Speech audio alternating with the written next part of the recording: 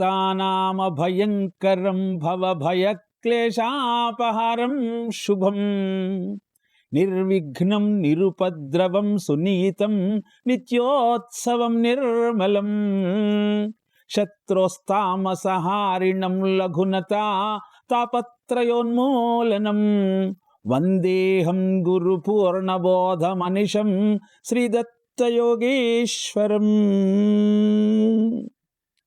ఆశ్రయించిన భక్తులకు అభయాన్ని అందిస్తూ సంసారంలో ఉన్నటువంటి భయాన్ని క్లేశాన్ని పోగొట్టగలిగిన స్వామి దత్తస్వామి. ఆయనను ఆశ్రయించిన వారికి ఇహము పరము రెండూ సిద్ధిస్తాయి. ఈ విషయాన్ని విస్మరించిన జంభాసురుడు దేవేంద్రాదులనే జయించానన్న అహంకారంతో మదంతో లక్ష్మిని నెత్తికెత్తుకున్నాడు.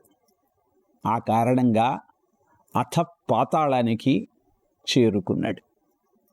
అధికారాన్ని కోల్పోయాడు. ఎవరి జంభాసురుడు, ఎక్కడ ఉన్నాడు అంటే ఆ జంభాసురుడు మనలోనే ఉన్నాడు. జంభము అంటే డాంబికము, దర్పము. దంభో దర్పోభిమానస్య క్రోధ పారుష్యమేవచ అజ్ఞానం చాభిజాతస్య పార్థ సంపదమాసురీం అంటాడు భగవద్గీతలో కృష్ణ పరమాత్మ. ఈ దంభము, డాంబికము ఏదైతే ఉన్నదో అదంతా కూడా ఆసురీ లక్షణమయ్యా. ఎప్పుడైతే ఇది నీలో ప్రబలుతుందో, అహంకారం నీ తలకెక్కుతుందో, అప్పుడు దేవుడు లేడు, గురువు లేదు, తల్లిదండ్రులు లేరు, అంతా నీ స్వప్రయోజనమే, అంతా నీ ప్రయోజకత్వమే అన్న భావన బాగా బలపడి అదే నీ పతనానికి దారితీస్తుంది. అద్భుతమైన ఈ విషయాన్ని తెలియచెప్పటమే జంభాసుర వృత్తాంతంలోని ఆంతర్యం. భారతీయ వాంగ్మయము కేవలము సమస్యను చెప్పి వదిలేయదు, పరిష్కారాన్ని కూడా దానికి అందిస్తుంది. మరి ఈ జంభాసురుడు మాలోనే ఉన్నాడన్న సత్యాన్ని మాకు వివరించారు కదా.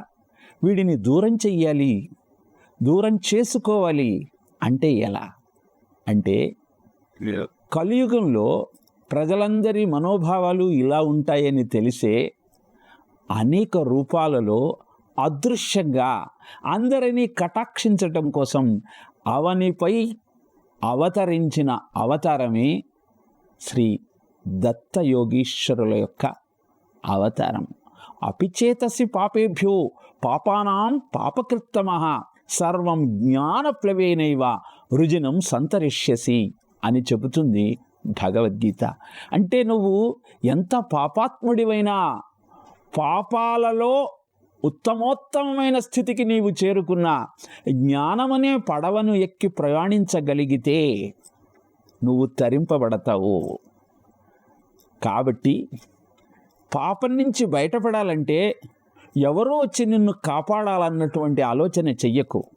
జ్ఞానాన్ని నీకు బోధించి నీకు మార్గోపదేశం చేయగలిగిన మహానుభావుల యొక్క చరిత్రలను అధ్యయనం చేస్తూ వారిని స్తుతిస్తూ వారు చూపిన మార్గంలో నడిచే ప్రయత్నం చెయ్యి. ఇదే దత్తావతారంలోని ఆంతర్యం. అందుకే అనేక రూపాలలో అనునిత్యము నీ వెంట ఉండి నిన్ను ముందుకు నడిపిస్తూ నీకు జ్ఞాన ప్రబోధం చేస్తారు స్వామి. ఎలాంటి అజ్ఞానాన్నైనా సరే పోగొట్టగలిగినటువంటి సుజ్ఞానాన్ని నీకు ప్రసాదిస్తారు. బ్రహ్మదేవుడు అంతటి వాడికే అవిద్య ఆవరించి అయోమయ స్థితి కలిగినప్పుడు ఆయన ఆశ్రయించింది దత్తస్వామిని. బ్రహ్మదేవుడికి అజ్ఞానమా? సకల చరాచర సృష్టిని అవతరింపజేసినటువంటి బ్రహ్మదేవుడు అజ్ఞానంలో ఎందుకు ఉన్నాడు అన్నటువంటి సందేహం మనకు కలుగుతుంది. బ్రహ్మదేవుడిని శ్రీమన్నారాయణుడు సృష్టి చెయ్యమంటూ ఆజ్ఞాపించాడు. అంత జలమయం. ఎలా చెయ్యాలో తెలియక సతమతమవుతున్న తరుణంలో తపహ తపహ తపహ అన్న శబ్దాలు వినపడ్డాయి. తపస్సు చేస్తే సృజనాత్మకత పెరుగుతుంది అన్న లక్ష్యంతో 10,000 సంవత్సరాలు తపస్సు చేశాడు. 10,000 సంవత్సరాల తప ఫలితంగా అద్భుతమైన సంకల్ప శక్తి బ్రహ్మదేవుని సొంతమైంది. అప్పుడు మొట్టమొదట సనక, సనందన, సనత్కుమార, సనత్సుజాతులను సృష్టించాడు. వారితో మీరు సృష్టిని పెంచండి అంటూ ఆదేశం జారీ చేశాడు. వారు పుడుతూనే నివృత్తి మార్గంలో నిర్వాణ పథం వైపు వెళ్ళాలని నిశ్చయించుకున్నారు. అందుకే బ్రహ్మదేవునితో మేము ప్రవృత్తి మార్గంలో ప్రవేశించము, ఈ సంసారం అనేది మాకు అక్కరలేదు, నిర్వాణ పథాన్ని వెతుక్కుంటూ ఆ నిర్వాణనాథుడైన శ్రీమన్నారాయణుడి చెంతకు చేరుకుంటాం అంటూ బ్రహ్మదేవుని ఆజ్ఞను తృణీకరించి వైకుంఠానికి పయనమయ్యారు. బ్రహ్మదేవుడు ఆలోచనలో పడ్డాడు. ఇంత కష్టపడి 10,000 సంవత్సరాలు తపస్సు చేస్తే నా సంకల్పం ద్వారా వచ్చినటువంటి సృష్టి నిర్వాణ పదం వైపుకు వెళ్ళిందే, నివృత్తి మార్గంలోకి వెళ్ళిందే. కారణం ఏమిటి అంటే 10,000 సంవత్సరాల తపశ్శక్తి అద్భుతమైన ఆలోచన విధానాన్ని ఆవిష్కరిస్తుంది తప్పితే సంసారంలోకి నెడుతుందా? కనుక ఈ సృష్టిని పెంచాలి అంటే అవిద్య కావాలి, కొంత ప్రవృత్తి మార్గాన్ని అంకురింప చెయ్యాలి అని భావించాడు. ఎప్పుడైతే అవిద్యను సృష్టించాలన్న ఆలోచన కలిగిందో వెంటనే బ్రహ్మదేవుడే అవిద్యకు లోనయ్యాడు. ఏమిటి అవిద్య? అవిద్య అవిద్య దీని స్వరూపం ఏమిటి అంటే 5తో కూడినది ఈ అవిద్య.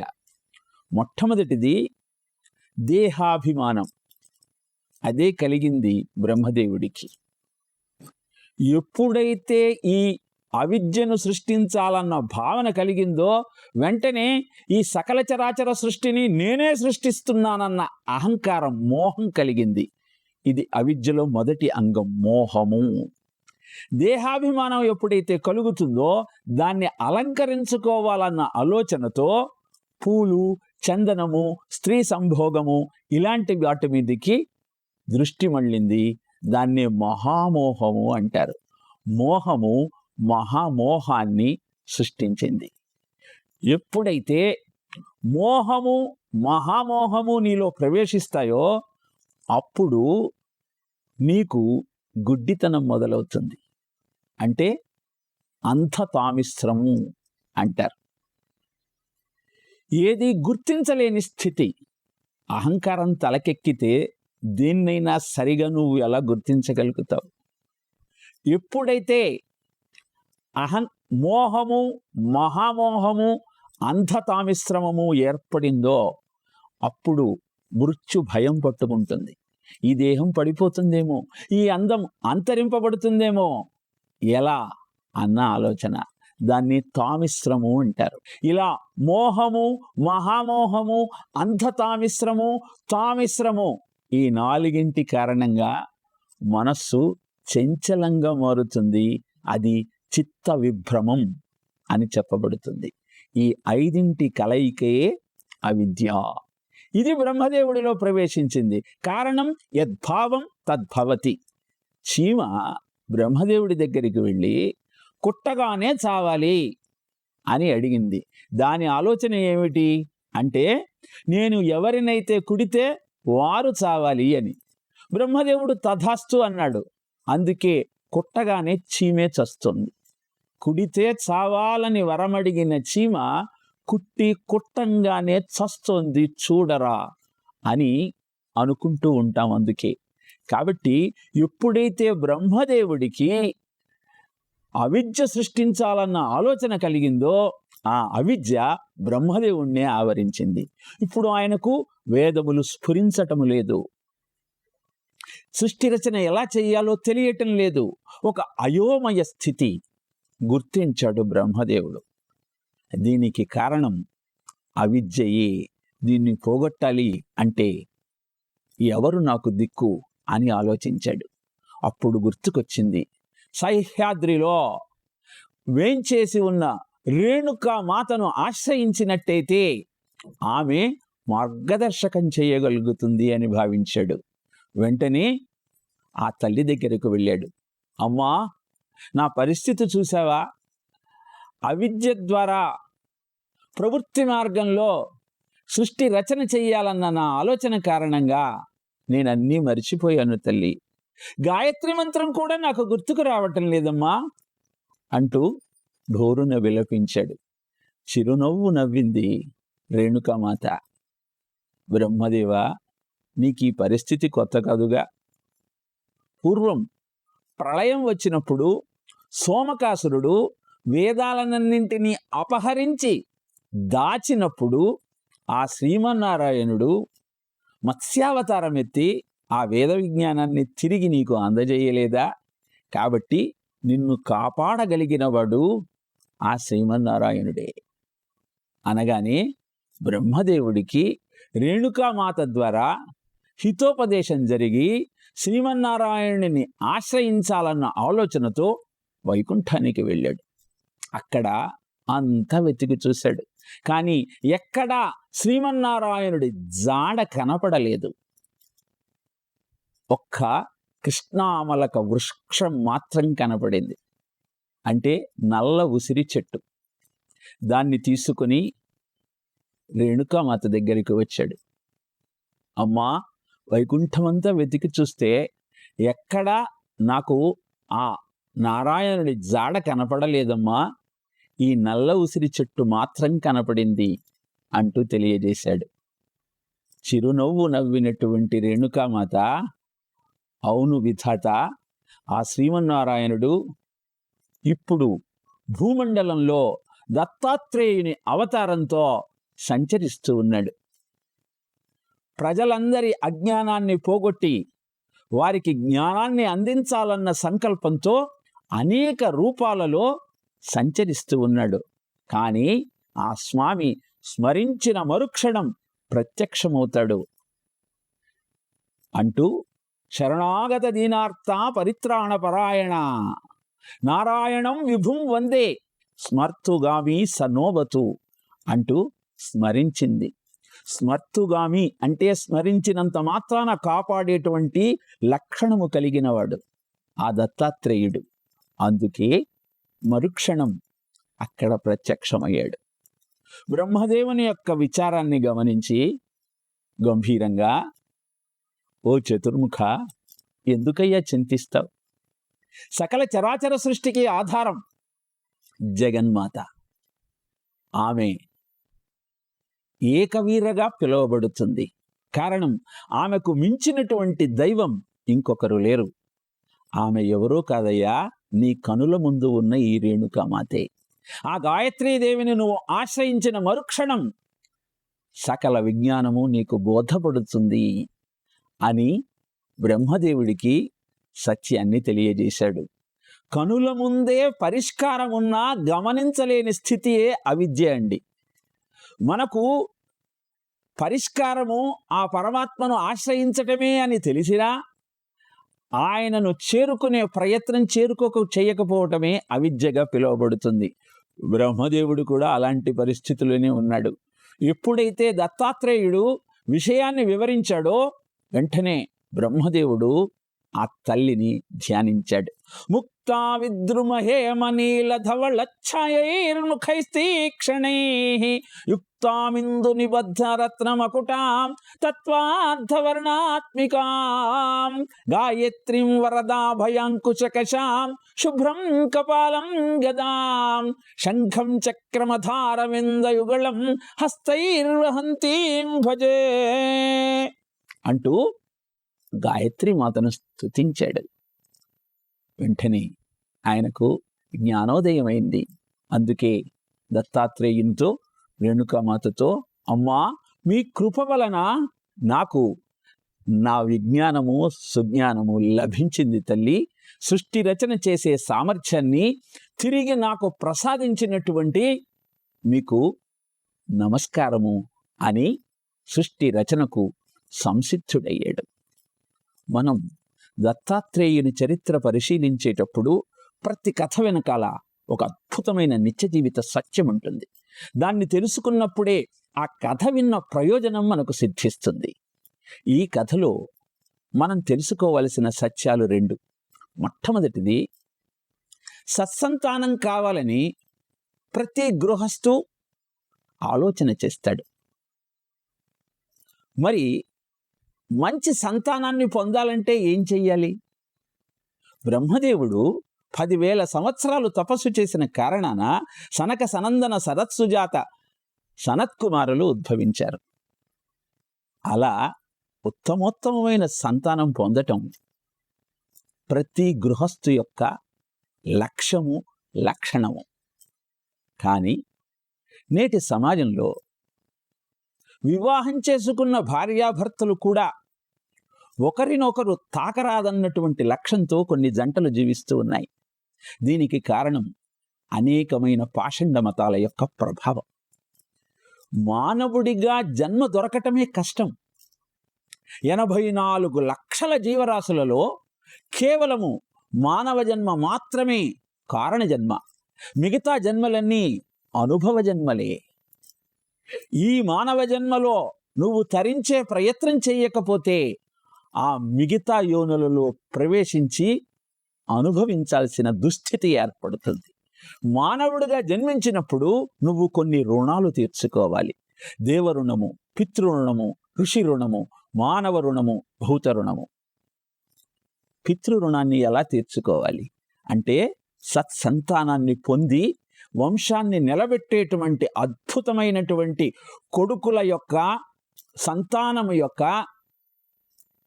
పరంపరతో నీ వంశాన్ని నువ్వు నిలబెట్టుకోవాలి. అలా ఆలోచన చేస్తూ పరంపరానుగతంగా వస్తున్నటువంటి మన కర్తవ్యాన్ని నెరవేర్చటమే నీ లక్ష్యము.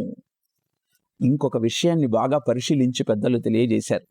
వివాహమైన మొదట వచ్చే సంతానము కంటే ఆఖరున జన్మించేటువంటి సంతానానికి ధర్మబుద్ధి ఎక్కువగా ఉంటుందిట. కారణం ఏమిటి అని ప్రశ్నించారు. అంటే వివాహమైన మొదట్లో భార్యాభర్తల మధ్య భౌతికమైన దేహదృష్టి, కామదృష్టి ఉంటుంది. పరిపక్వత కలిగి కొంత సమయం గడిచిన తరువాత జీవిత పరమార్థం తెలుసుకోవాలన్న ఆలోచనతో ఉంటారు. కనుక అప్పుడు వచ్చే సంతానం ధర్మబుద్ధి కలిగి ఉంటారు. అంటే ఏ విత్తు నాటితే ఆ చెట్టు మొలకెత్తుతుంది. ఏ ఆలోచనతో నువ్వు జీవిస్తే ఆ ఆలోచన కలిగినటువంటి వంశము అభివృద్ధి చెందుతుంది. ఇది చెప్పటము మొదటి ఉద్దేశమైతే, రెండవది గాయత్రి మంత్రము 24 అక్షరములతో, బీజాక్షరములతో కూడిన మహామంత్రము. ఆ 24 అక్షరాలకే, బీజాక్షరాలకే వాల్మీకి మహర్షి ఒక్కొక్క అక్షరానికి 1000 శ్లోకాల చొప్పున వ్యాఖ్యానం చేశారు. ఈ సకల చరాచర సృష్టి ఏర్పడటానికి ఆ ప్రణవనాదమే కారణము, ఆ గాయత్రి మంత్రమే కారణము. సృష్టి రచన చెయ్యాలనుకున్నటువంటి బ్రహ్మదేవునికి గాయత్రీమాత రూపంలో రేణుకామాత కటాక్షం లభించటానికి కారణం దత్తాత్రేయుడు. అలానే ఈ సృష్టిని పెంచాలన్న ఆలోచనతో, నీ వంశాన్ని నిలబెట్టుకోవాలన్న లక్ష్యంతో నువ్వు సాధన ప్రారంభిస్తే నిన్ను కరుణించేది ఆ దత్తస్వామి. కనుక ఆయనను ఆశ్రయించి ఆయన చరితాన్ని చదువుకుంటూ ఆయన నామాన్ని స్మరిస్తూ జీవితాన్ని అద్భుతంగా గడపమన్నదే ఈ కథ యొక్క ఆంతర్యం. బాగుందండి. ఆయనను ఆశ్రయించమన్నారు, ఆయనను స్మరించమన్నారు. మరి సులభంగా కోరికలు నెరవేర్చుకునేటువంటి ఉపాయం ఏమన్నా ఉన్నదా? ఈ శ్లోకాలు, మంత్రాలు ఇవన్నీ మా వల్ల కాదండి అంటే గురుచరిత్ర దీనికి ఒక అద్భుతమైనటువంటి ఉపాయం తెలియజేసింది. గురుచరిత్రలోని 39వ అధ్యాయాన్ని ప్రతినిత్యము పారాయణ చేస్తూ అశ్వత్థ సేవామాదిశ్య పుత్రం యోదాత్ ఫలప్రదః చిత్రకృత్ వృద్ధ వంధ్యాయై శ్రీదత్త శరణం మమ అన్నటువంటి శ్లోకాన్ని నువ్వు పారాయణ చేయగలిగితే అద్భుతమైన సంతానం నీకు లభిస్తుంది. 39వ అధ్యాయంలో ఏమి చెప్పారు అంటే, గంధర్వపురంలో సోమనాథుడనేటువంటి బ్రాహ్మణుడు ఉండేవాడు. ఆయన భార్య గంగాంబ. ఆమె వయస్సు 60 సంవత్సరాలు. సంతానం లేదు. ప్రతినిత్యము నృసింహ సరస్వతి స్వామిని ఆశ్రయించి ఆయనను సేవిస్తూ ఉండేది. అక్కడ ఉన్న అశ్వత్థ వృక్షం చుట్టూ ప్రదక్షిణ చేస్తూ ఉండేది. ఎన్ని ప్రదక్షిణలు చేసినా ఆమె కడుపు పండలేదు. ఆఖరుకు ఆమె ఒక నిర్ణయానికి వచ్చింది. వచ్చే జన్మలోనైనా సరే సంతానం కలిగితే అదే 10,000 అనుకుంది.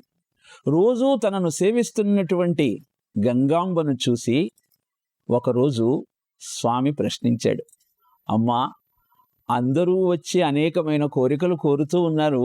నువ్వు నన్ను సేవిస్తూ ఇంతకాలం ఇక్కడే ఉన్నావు, కానీ ఏం కావాలో చెప్పలేదేమి అని అడుగగానే ఆ తల్లి అన్నది, స్వామి, సంతానం కోసం పరితపిస్తూ ఉన్నాను. 60 ఏళ్ళు వచ్చేసాయి.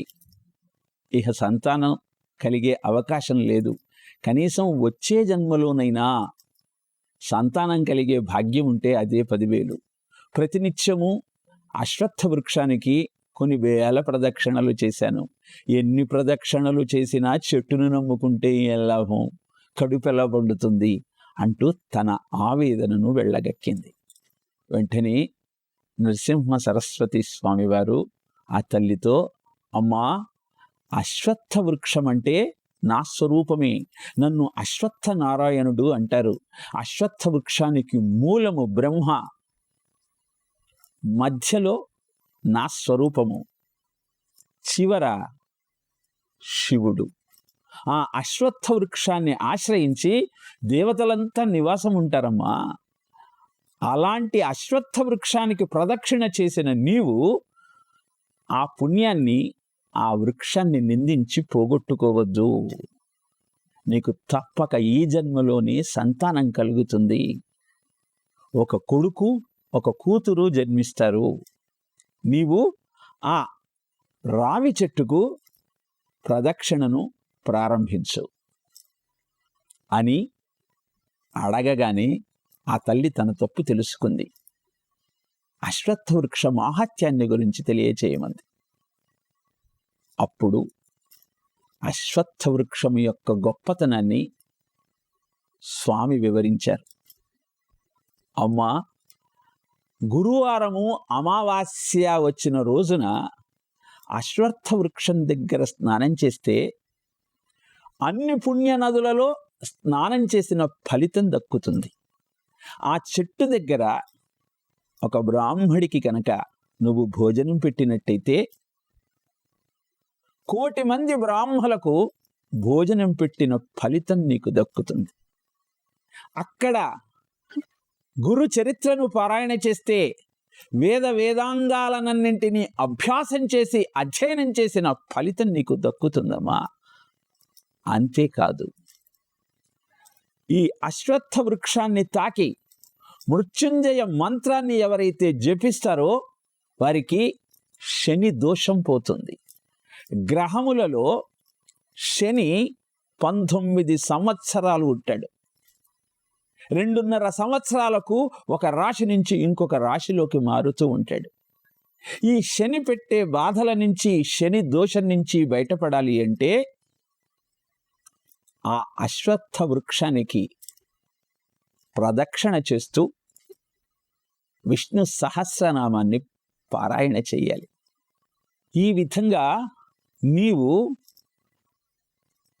అశ్వత్థ వృక్షం యొక్క మాహాత్యాన్ని గుర్తించి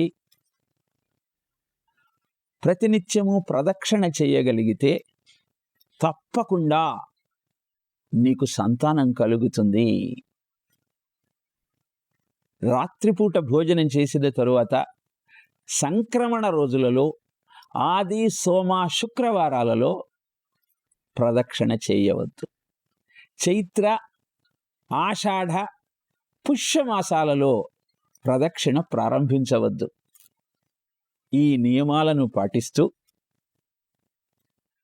అసత్యం ఆడకుండా, జూదం ఆడకుండా, మాదక ద్రవ్యాలు సేవించకుండా నువ్వు జీవితం గడపాలి. ఎప్పుడైతే నీ ఆలోచన పరిపుష్టమై ప్రతినిత్యము ఆ స్వామిని సేవించాలన్న ఆలోచనతో అశ్వత్థ వృక్షానికి నాకు కలిపి నువ్వు ప్రదక్షిణ చేయడం ప్రారంభిస్తావో అప్పుడు నీ జీవితం ధన్యమవుతుంది, నీకు సంతానం కలుగుతుంది అని తెలియజేశారు.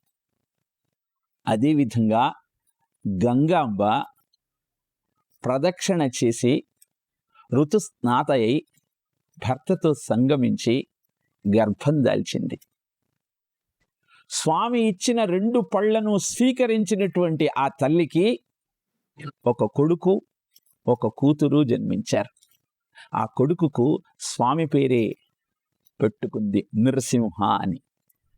కూతురికి సరస్వతి అని పేరు పెట్టుకుంది.